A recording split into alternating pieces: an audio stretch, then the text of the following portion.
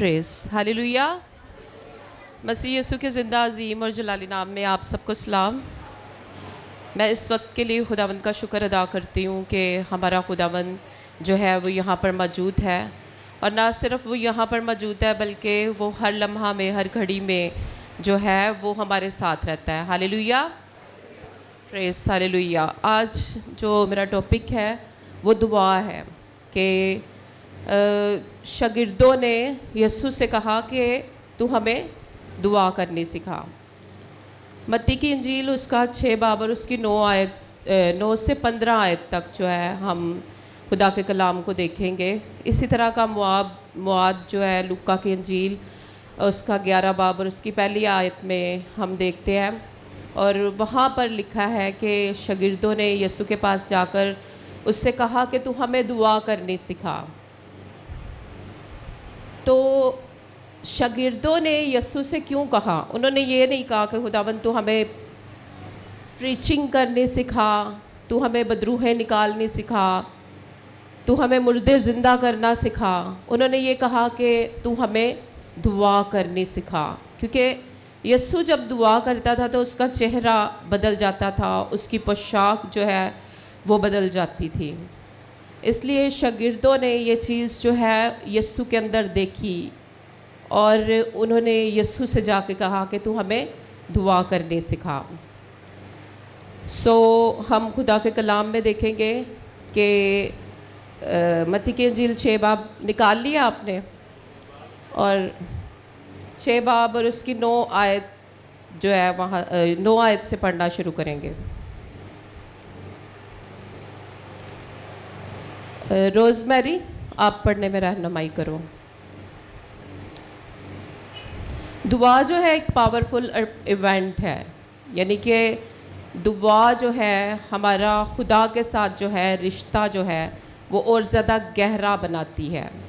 दुआ जो है बिल्कुल इस तरह से है कि जैसे खुदावंद जो है बिल्कुल हमारे साथ साथ रहता है, यानी खुदा से बात करना। जिस तरह हम एक दूसरे से बात करते हैं ना, इसी तरह से जब हम दुआ करते हैं तो हम खुदा के साथ क्या करते हैं? बात करते हैं, और हमारा खुदा के साथ रिश्ता जो है वो गहरा होता चला जाता है। बस तुम इस तरह दुआ किया करो कि ए हमारे बाप तू जो आसमान बस पर है। आप जब मैं कहूँगी तब आपने पढ़ना है। आए हमारे बाप तू जो आसमान पर है।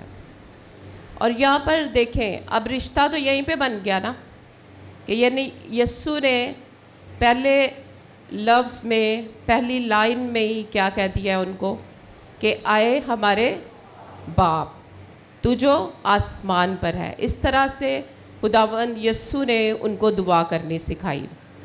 और बाप के साथ हमारा रिश्ता क्या है? रोमियो 8 बाब और उसकी हम 12 आयत से पढ़ना शुरू करेंगे। पहली आयत आप पढ़ो।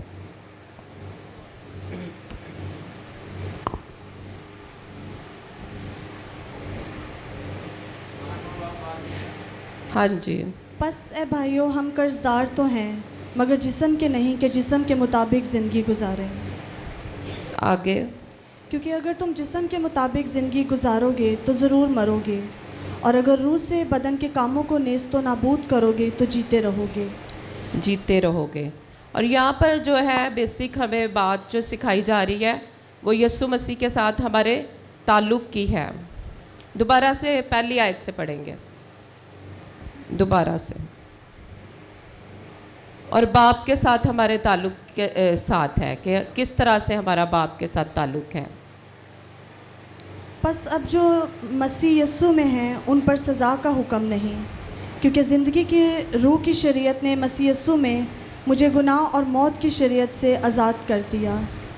इसलिए कि जो काम शरीयत जिस्म के सबब से कमज़ोर होकर ना कर सकी वो खुदा ने किया, यानी उसने अपने बेटे को गुनाह आलूदा जिस्म की सूरत में और गुनाह की कुर्बानी के लिए भेजकर जिस्म में गुनाह की सज़ा का हुक्म दिया, ताकि शरीयत का तकाज़ा हम में पूरा हो, जो जिस्म के मुताबिक नहीं बल्कि रूह के मुताबिक चलते हैं। क्योंकि जो जिस्मानी है वो जिस्मानी बातों के ख्याल में रहते हैं, लेकिन जो रूहानी है वो रूहानी बातों के ख्याल में रहते हैं। और आमीन आमीन। यहाँ पर हम देखते हैं कि लिखा है कि जिस्म के मुताबिक ज़िंदगी गुजारें, क्योंकि अगर तुम जिस्म के मुताबिक ज़िंदगी गुजारोगे तो ज़रूर मरोगे। यानी कि जो जिस्मानी है वो जिस्मानी चीज़ों की तलाश में रहते हैं, वो जिस्मानी ख्यालात में रहते हैं। और आगे हम पढ़ेंगे, और अगर रूह से बदन के कामों को नेस्त व नाबूद करोगे, यानी अगर खुदा का रूह हमारे अंदर है, बाप का रूह हमारे अंदर है, तो क्या है, हम रूहानी हैं, यानी हम रूह में ज़िंदगी बसर कर रहे हैं। यानी जिस्म के काम तो जाहिर है ना, कलाम हमें बताता है कि यानी जो जिस्मानी है वो अपने कामों से जिस्मानी नज़र आता है, और जो रूहानी है वो अपने कामों से क्या नज़र आता है, रूहानी, जो रूह में है। और रूह क्या है, खुदा का रूह जो है कलाम के मुताबिक ये है कि खुदा के रूह ने हमें बनाया है, और कादर मुतलक का दम क्या करता है, हमें ज़िंदगी बख्शता है। Hallelujah, hallelujah, praise hallelujah. और अगर रूह से बदन के कामों को नेस्त व नाबूद करोगे तो जीते रहोगे, इसलिए कि जितने खुदा के रूह की हिदायत से चलते हैं वही खुदा के बेटे हैं। यानी यहाँ पर आए हमारे बाप, यानी अगर वो बाप है तो हम क्या हैं, उसके बेटे बेटियाँ। और मैं आपको बताना चाहती हूँ कि खुदा जो है, खुदा को हमारी ज़रूरत है। अब इंसान जो है वो ये सोचता है खुदा नू साडी की ज़रूरत है, वो तो खुदा है ना। लेकिन मैं आपको बताना चाहती हूँ कि खुदा को हमारी ज़रूरत है। और किस तरह से हमारी ज़रूरत है, इस तरह से नहीं कि हम जैसी मर्ज़ी ज़िंदगी बसर कर रहे हैं और खुदा जो है वो हमें ले रहा है। खुदा को हमारी इस तरह से ज़रूरत है कि हम रूह में उसमें ज़िंदगी बसर करें। आगे लिखा है, क्योंकि तुमको गुलामी की रूह नहीं मिली जिससे फिर डर पैदा हो, बल्कि लेपालिक होने की रूह मिली जिससे हम अब्बा यानी अहबाब कहकर पुकारते हैं। यानी हम में गुलामी की रूह नहीं है। और लेपालिक का क्या मतलब है, किसी को पता है? लेपालिक का मतलब लेकर पाला हो। अच्छा, जो बच्चा लेकर पाला होता है ना, उसका ये होता है कि उसको आप अपनी प्रॉपर्टी दे सकते हो, आप अपना नाम दे सकते हो, लेकिन आपका खून उसमें नहीं है। लेकिन यहाँ पर हम देखते हैं, आगे पढ़ेंगे, इसके लेपालिक होने की रूह मिली जिससे हम अब्बा यानी आए बाप कहकर पुकारते हैं। रूह खुद हमारी रूह के साथ मिलकर गवाही देता है कि हम खुदा के फ़र्जंद हैं, और अगर फ़र्जंद हैं तो वारिस भी हैं। और यहाँ पर हम साफ इस चीज़ का, और पहले से ही हम इन बातों को जानते हैं कि जब यस्सु ने क्रूस पर अपनी जान दी तो उस टाइम में ही उसने अपना डीएनए हमें दिया, है ना। उसने अपनी रूह से हमें सेंचा, उसने अपनी रूह से हमें नई ज़िंदगी बख्शी। और यहाँ पर लेपालिक का जो मतलब है वो फ़र्क है ना। इंसानी लिहाज से अगर देखा जाए तो लेपालिक वो है जिसके अंदर आपका खून नहीं है, लेकिन यहाँ पर हम पढ़ रहे हैं खुदा के कलाम में कि खुदा का खून, खुदा की विरासत यस्सु की बदौलत क्या हो गई है, हम उसमें हकदार हैं, उसमें हम शामिल हैं, हम उस बादशाही में क्या है, शामिल हैं। आगे पढ़ेंगे, और अगर फ़र्जंद हैं तो वारिस भी हैं, यानी खुदा के वारिस और मसीह के हम मेरास, बशर्त ये कि हम उसके साथ दुख उठाएं ताकि उसके साथ जलाल भी पाएं। और दुख उठाना यही है कि यानी हम उसके मुताबिक अपनी ज़िंदगियों को बसर करें, अपनी ख्वाहिशों को, उन ख्वाहिशों। खुदा अपने अहद से कैसे मुनकर हो सकता है? खुदा अपने कलाम से कैसे पीछे हट सकता है?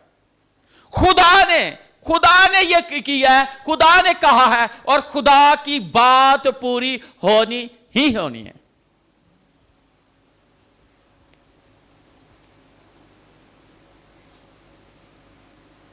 हालेलुया।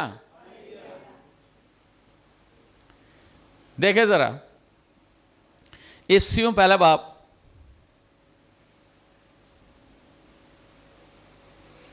तीसरी आयत।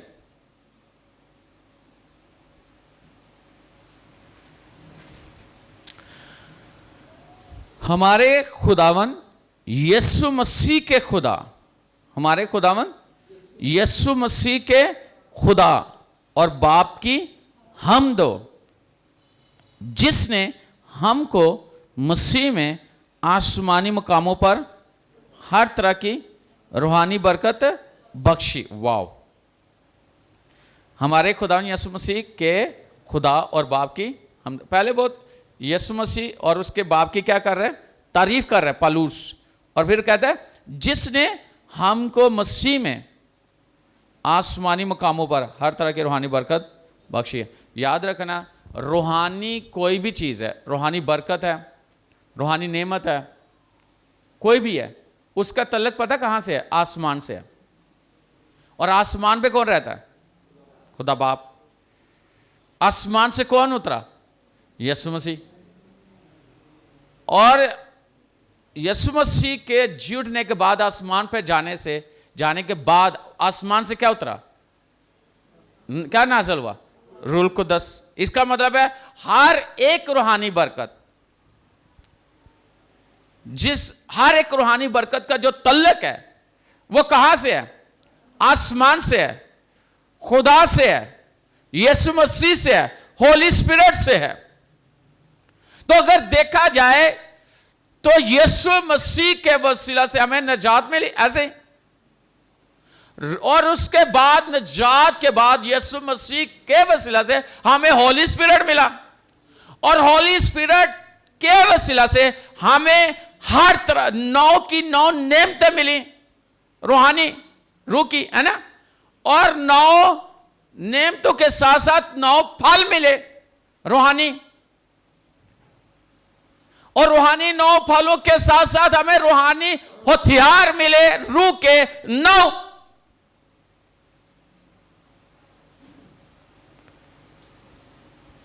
ये हमें कौन दे सकता है? दुनिया से कोई मिल सकती है चीज? हां, जमीन से हमें कोई मिल सकती है? रूहानी नेमतें, रूहानी बरकतें, रूहानी फल और रूहानी हथियार खुदावन के वसीला से आसमानी मकामों से हमें मिले हैं। वो कहता है खुदावन की तारीफ हो कि जिसने मसीह यीशु में हमें यह आसमानी मकामों पर हर तरह की रूहानी बरकत बख्शी है। यानी कि हमारी रसाई कहां तक है? आसमान तक है, फजल के तक है, खुदा बाप तक है। और किसके वसीला से? यीशु मसीह के वसीला से।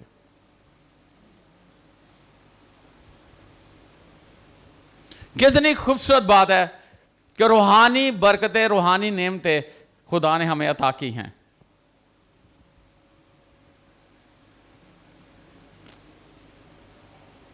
किसी को कोई चीज दे दी जाए ना, है ना, तो उसको आगे लेके जाना उस शख्स का काम है जिसको दी गई है चीज, ऐसे ही। लेकिन कई लोग हैं वो वैसे के वैसे रख छोड़ देते हैं। एक बात करने लगा कि अगर आपने कोई ऐसा सूट सिलाई करवाया हुआ है तो शायद आपने उसको पहना ही ना हो अब तक, ऐसे ही पड़ा हुआ है। हो सकता है घर में कोई ऐसी चीज लेकर रख दी हुई है और वह वैसे के वैसे पड़ी हुई है, आप इस्तेमाल नहीं करते। चीज है, आप उसे इस्तेमाल नहीं कर रहे।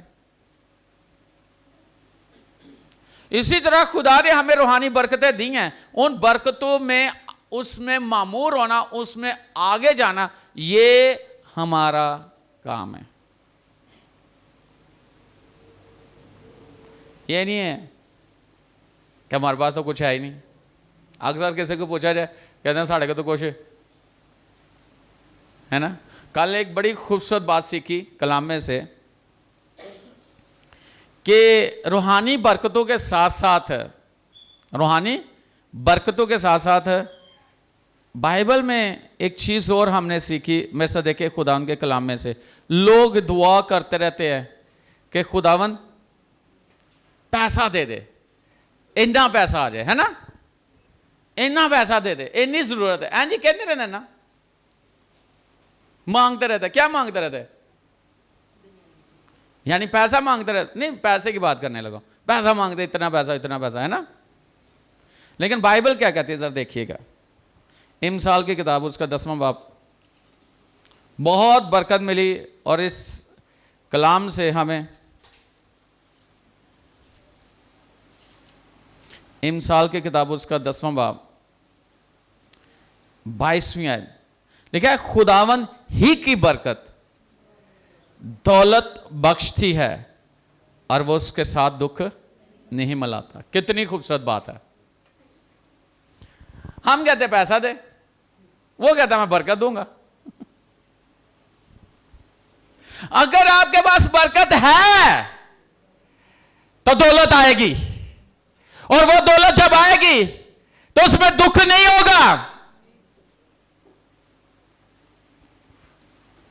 आज दुनिया किसके पीछे भाग रही है? दौलत के पीछे भाग रही है। दौलत के लिए क्या कुछ कर रहे हैं?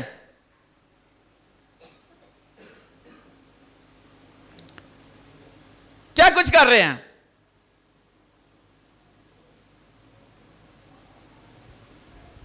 लिखा है कि हयात, दौलत और इज्जत खुदा की फरोख्तनी का अजर, खुदावन की फरोख्तनी का अजर है। अगर हम फरोख्तन होते हैं और खुदा की बरकत को ले लेते हैं, और लिखा है कि उसके दाहिने हाथ पे हयात और उम्र की दराजी, और उसके बाएं हाथ में इज्जत, दौलत और शोहरत है। ये खुदा के हाथ में है। जिंदगी भी, सेहत भी उसके हाथ में है, और दौलत, इज्जत, शोहरत उसके हाथ में है। वो जब आपको बरकत देगा तो ये पीछे रखेगा नहीं रखेगा। सुलेमान ने खुदा से कहा, तू मुझे समझने वाला दिल दे दे। उसने अपने दुश्मनों की मौत नहीं मांगी, उसने दौलत नहीं मांगी, उसने कुछ नहीं मांगा। उसने कहा, जो तूने मुझे ओहदा दिया है उसके मुताबिक मैं सही लोगों का इंसाफ करूं। खुदा ने कहा, मांग क्या दूं? उसने कहा, समझने वाला दिल दे दे, हिकमत से भर दे, ताकि मैं इस सल्तनत को तेरी हिकमत से चला सकूं, लोगों के फैसले से ही कर सकूं। खुदा ने क्या कहा? यह भी दिया, लेकिन मैं तुझे इसके साथ साथ क्या देता हूं? इज्जत, दौलत, शोहरत, और साथ में उम्र की दराजी। ना इससे पहले किसी के पास थी, ना इसके बाद किसके पास होगी। आज मैं आपको यह बात बताना चाहता हूं, अगर हमारे पास बरकत नहीं है तो दौलत आप लाखों रुपया कमा रहे हो, करोड़ों कमा रहे हो, लेकिन उसमें बरकत नहीं है, वो आपके पास ठहरेगा नहीं।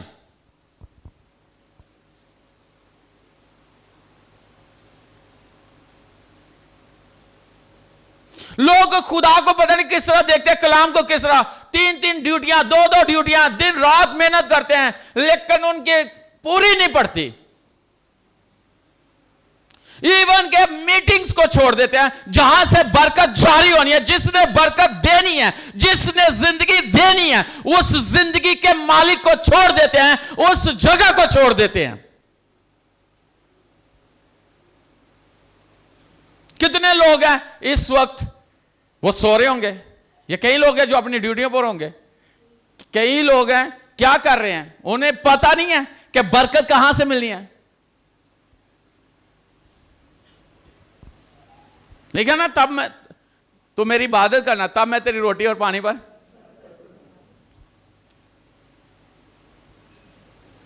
रोते रहते, लेकिन बरकत नहीं है।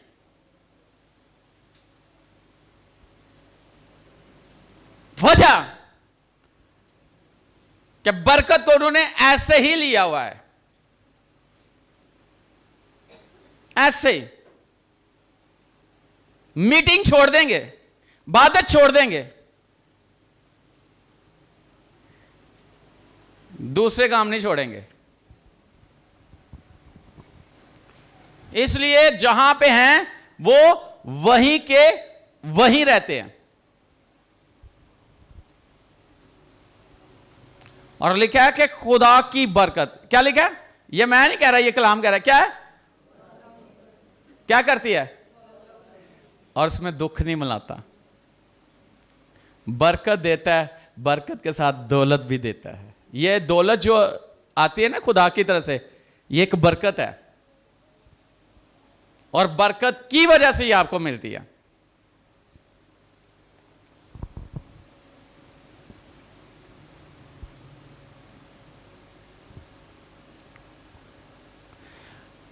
अक्सर ऐसे देखा जाता है, और ऐसे होना भी चाहिए।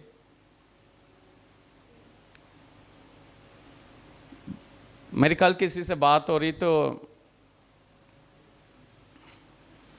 और उसने कहा कि मैं इस तरह का अपने ऑफिस में अपने आप को रखा है कि मेरे बगैर, उनको ऐसे लगे कि मेरे बगैर काम चल ही नहीं सकता। मैंने कहा ये बात गलत है, और ये बात कलाम के बिल्कुल क्या है, बरक्स है। कुछ लोग सोचते हैं कि असं अपने बॉस ने इस तरीके से अपने काम में रखना है कि साढ़े बगैर काम चल ही नहीं सकता। ये तो सीधा सीधा चैलेंज करना है ना, चैलेंज है कि नहीं है? तो जब मैंने ये बात सुनी तो मैंने कहा कि ऐसे तो ये बुरी बात है, क्या ये बात सही है? तो उसने मुझे जवाब दिया कि बाइबल में लिखा है कि नौकर अपने मालिक के ताबे रहे, और ये इस तरह काम करे जी जान से कि जैसे खुदावन का काम करते हैं, ना कि आदमियों का। तो मैं तो इस तरह इसको लिया है।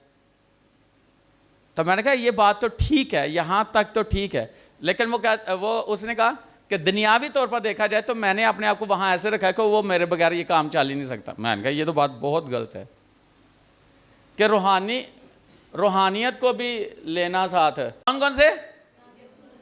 एक यीशु और एक, और जज कौन है? खुदा बाप। दाऊद कहता है मैं अपना मुकदमा खुदावन तेरी हजूरी में लेकर आया हूं। ऐ सच्चाई के खुदा मेरा इंसाफ कर।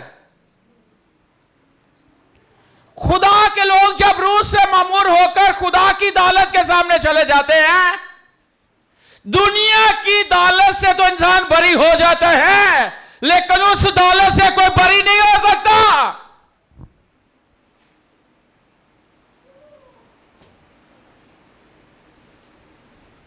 दुनिया के जज बिक सकते हैं, वकील बिक सकते हैं, लेकिन एक जज जो कभी बिका नहीं है, और वहां का वकील भी किसी से कोई भी उसे खरीद नहीं सकता। क्या खरीद सकता है? भले आज आपका इंसाफ यहां पे नहीं हो रहा, लेकिन जब वहां से इंसाफ होगा तो ऊपर वाला कानून नीचे वाले कानून को तब्दील कर देता है। कर देता है कि नहीं कर देता? जब आप रूह से मामूर हो, दुआ करने वाले हो, रूह में दुआ करने वाले हो, तो क्या होता है कि जब दानियल दुआ कर रहा था तो उसकी दुआ को रास्ते में ही फारस के मोकल ने रोक लिया, लेकिन वो फास्टिंग प्रेयर में रूह में दुआ करता रहा। खुदा का जिब्राइल फरिश्ता आया, उसने फारस के मोकल के साथ लड़ाई की, और उसका जवाब खुदावन ने दानियल तक पहुंचा दिया। याद रखना कि दुआ को आज कोई रोक नहीं सकता, क्योंकि मेरा और आपका खुदावन यीशु मसीह उसने अपना कफारा दिया है, खून बहाया है। जब आप रूह में दुआ करते हो तो आपका इंसाफ होगा।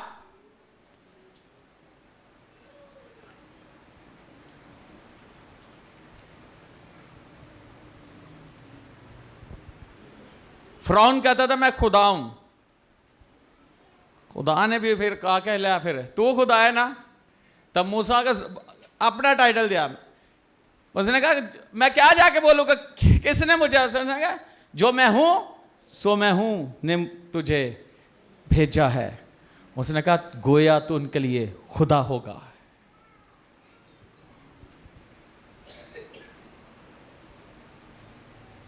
गोया तो उनके लिए खुदा होगा।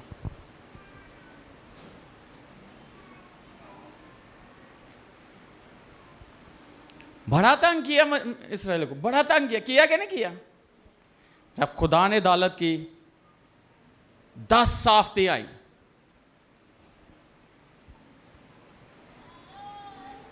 याद रखना खुदा बहुत बड़ा है, खुदा बहुत बड़ा है। कितना का कोई जुल्म करेगा, हैं? कितना का? लेकिन जब वो उठता है ना तो झुका देता है, बादशाहों को झुका देता है, झुका देता है। लिखा है कि वही बादशाह बनाता है और वही मजूल कर देता है बादशाहों को।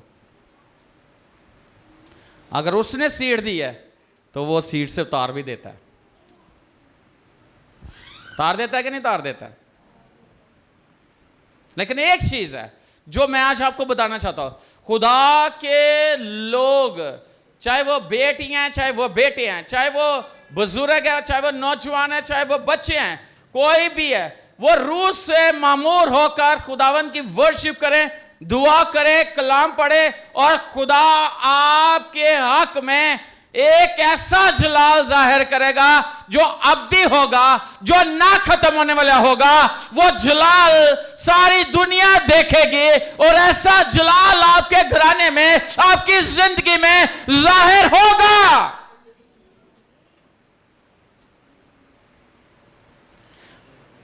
वाह वाह वाह, हालेलुया हालेलुया। और मैं आज आपको ये बात बताना चाहता हूं,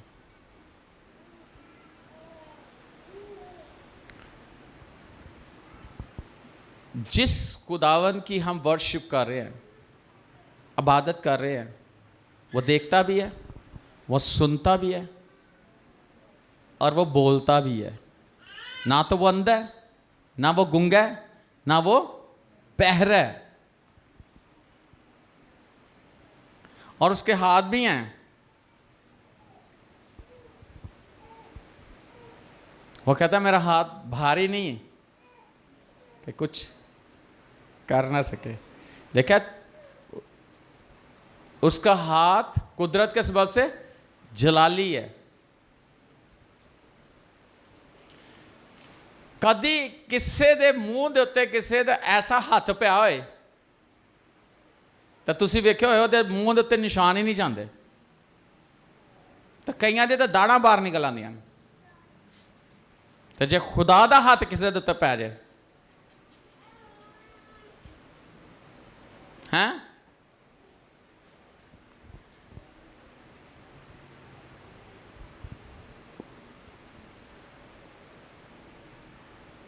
हाँ,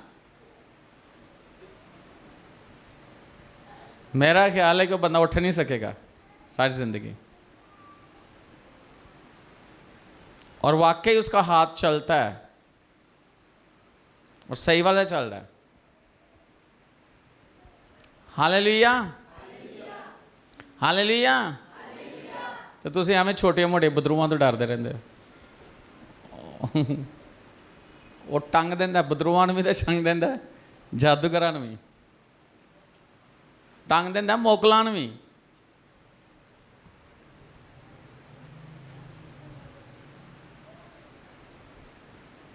मूसा ने भी बादशाहां नूं, लेकिन यशवा ने भी 32 बादशाहां नूं खत्म कर दिता। हालेलुया। तो हमने कैसे किस में रहना है? रूह से, और रूह की ताकत इतनी ज्यादा है कि उसका कोई मुकाबला नहीं कर सकता। क्या कर सकता है? रूह की ताकत ही बहुत ज्यादा है, उसकी कुव्वत ही बहुत ज्यादा है। और आज आप उसकी ताकत को इस जगह पर अपनी जिंदगियों में काम करते हुए देखोगे।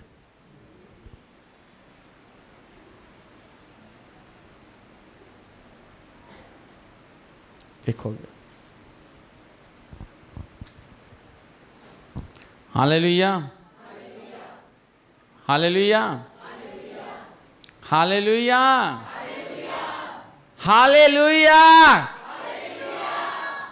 और आज आपको एक बहुत बड़ी खुशी की खबर बताने लगा हूं। आपके खिलाफ कोई केस नहीं है, हमारे खिलाफ कोई केस नहीं है, ना बना है और ना कोई बनेगा, क्योंकि जो हमारी तरफ से है ना वो बहुत बड़ा है, वो ताकतवर है।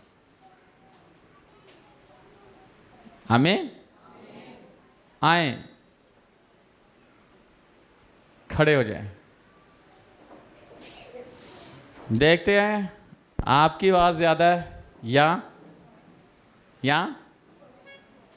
ये तो अब पता चलता है ना। आप गाओ या ना गाओ, उन्होंने गाना ही गाना है, लेकिन क्या ही खूबसूरत बात है कि आप उनके साथ मिलकर गाओ तालियां बजाते हुए, और खुदा का वादा है कि वो आपको रूह से मामूर करेगा।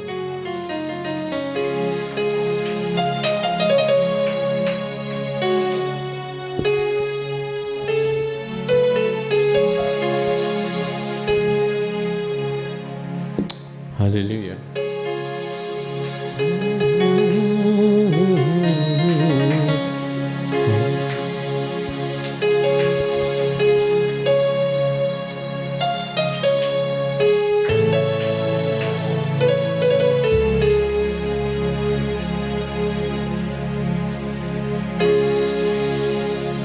तू प्यार हमारा है। मिलकर गाएंगे, कहिए, तू प्यार हमारा है,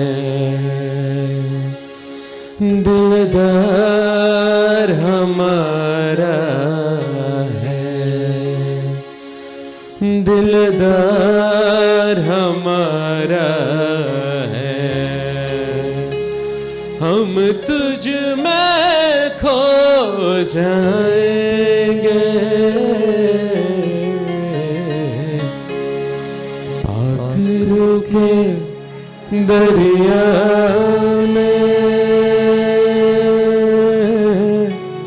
हम डूब जाएंगे। Yes Jesus.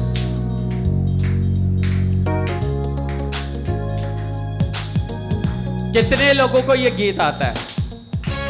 आपने मिलकर गाना है। अगर नहीं आता सुन के दोबारा साथ गा सकते हो।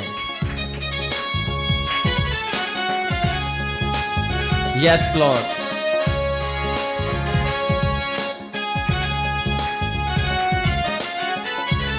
और खुदा का रूह आपकी जिंदगी में देखना आज कितने बड़े काम करेगा।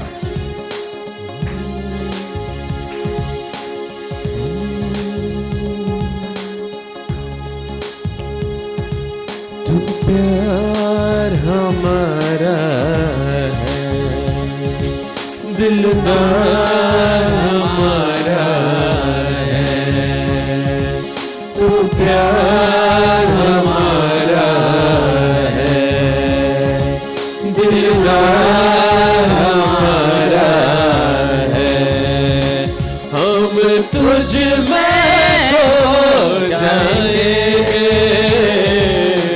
पाखरू के दरिया में हम डूब जाएंगे, पाखरू के दरिया में हम डूब जाएंगे, पाखरू के दरिया में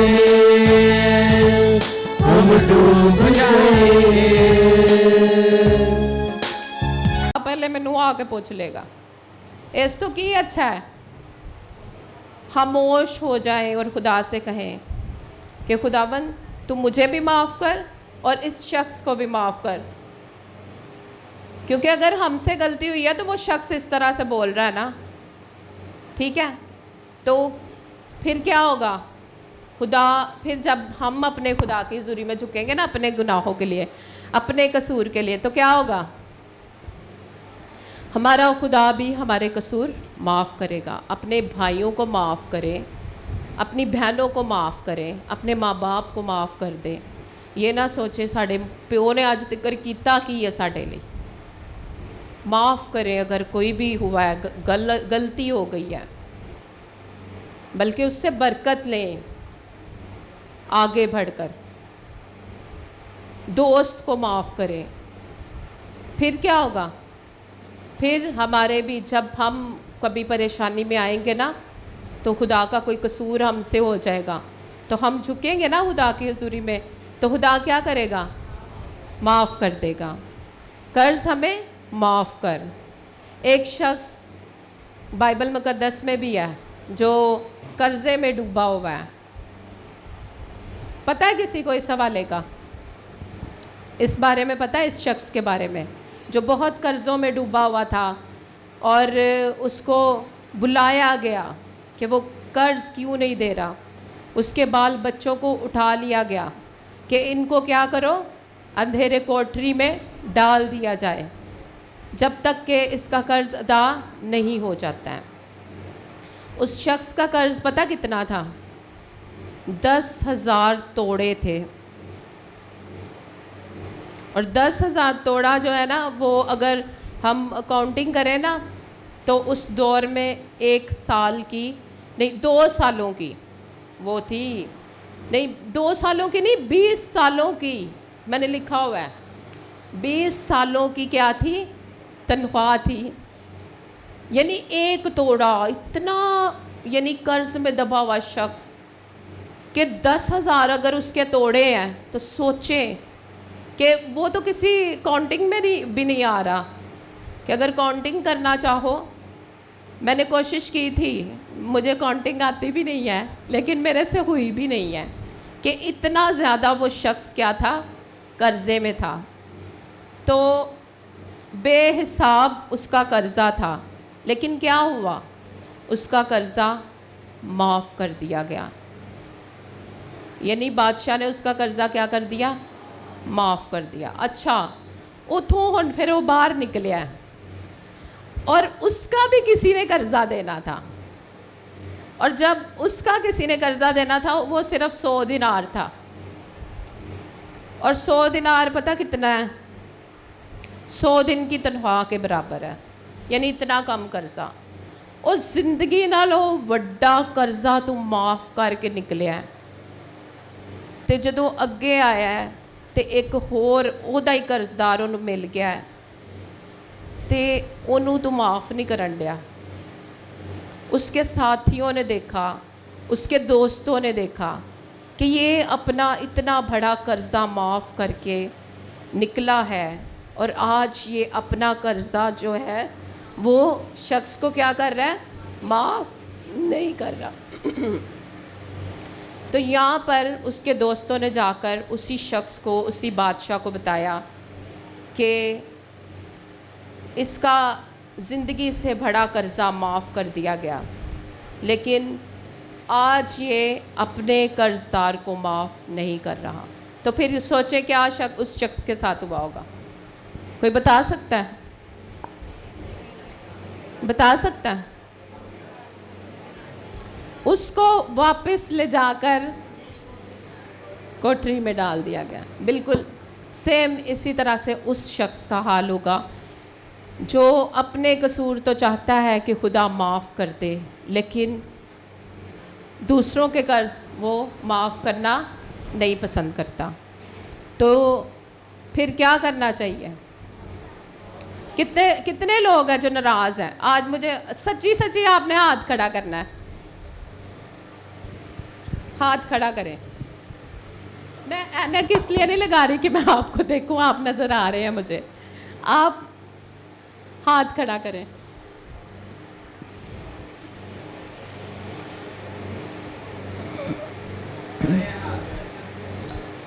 ठीक है, आपने जाकर अपना अपना कर्ज माफ़ करना है। ठीक है, सब ने नहीं, अगर पैसे लेने ने ना तो ले लेना, अगर वो दे सकता है तो।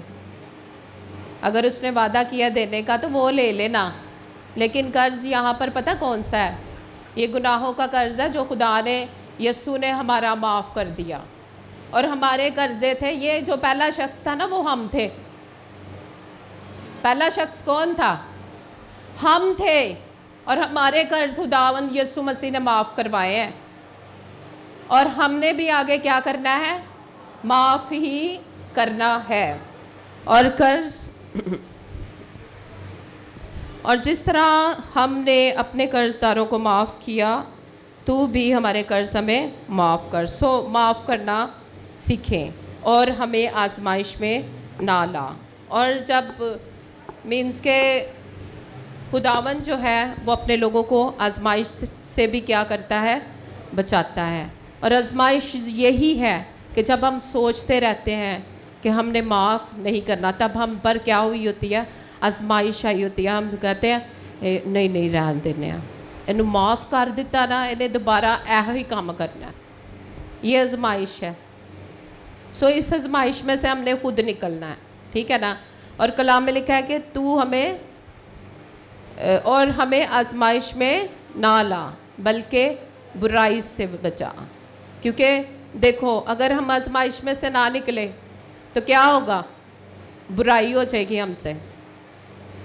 तो बुराई होने से अच्छा है कि हम उस आजमाइश में से निकल जाएं। अच्छा, मैंने बहुत सारे लोगों को ये भी देखा है कि ये जो दुआए रुबानी है ना, ये ऐसे पढ़ते हैं, हमारे बाप जो आसमान पर रहते हैं, नाम बागबान है जो तेरे बादशाही है, खुद ਨੂੰ भी नहीं समझ लग गए देखी की है। लेकिन मैं आपको बताना चाहती हूँ, ये खुदा के कलाम में खुदावंद यीशु मसीह ने क्या किया है? हमें सिखाया है ये। तो हमने भी क्या करना है? हमने इसके मुताबिक हमने दुआ करनी है। हाँ, अब आकर जब मीटिंग का एंड होता है किसी भी चर्च में, ऑल अराउंड द वर्ल्ड, जब किसी भी चर्च में मीटिंग ख़त्म हो जाती है तो हम दुआए रुबानी पढ़ते हैं, ठीक है ना। और हम उस बात को याद करते हैं कि यीशु ने हमें ये वाला पैटर्न दिया है, ये वाला हमें तरीका सिखाया कि हमने इस तरह से दुआ करनी है, ठीक है। और हमें आजमाइश में ना ला, बल्कि बुराई से बचा, क्योंकि बादशाही और कुदरत और जलाल हमेशा ही तेरे हैं। बोले, क्योंकि बोले, मेरे पीछे बोले, क्योंकि बादशाही और कुदरत और जलाल हमेशा तेरे ही हैं। आमीन। यानी यहाँ पर आकर हम उसके बादशाह होने का इकरार करते हैं, उसकी कुदरत का इकरार करते हैं जो हमारी ज़िंदगियों में जारी रहती है, और उसके जलाल का इजहार करते हैं जो हमारी ज़िंदगियों में क्या है? हमेशा के लिए जारी हो चुका है। आमीन। यानी हमने खुदा के यीशु के इस पैटर्न को जो है फॉलो करना है, और इसके मुताबिक जो है हमने दुआ भी करनी है और अपनी ज़िंदगियों को भी क्या करना है? बसर करना है, ताकि हम उसमें बने रहें। खुदावंद आप सबको बरकत दे।